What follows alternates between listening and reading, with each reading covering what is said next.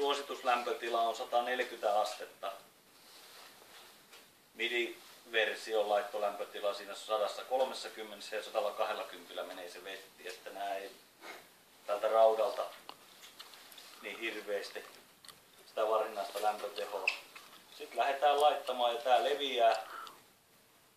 leviää äärimmäisen hyvin tää vaha raudan alla, että se tulee tuohon keskelle ja leviää siitä suksen pohjaan ja samalla saadaan sillä aikaiseksi myös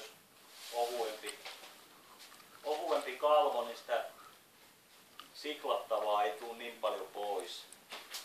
Ja kun se saadaan kerran laitettua, niin lähtee sitten levittämään sitä paremmin, niin silloin on varmasti aina raudan ja suksen pohjan välissä on aina voidetta, niin silloin voi vaikka vähän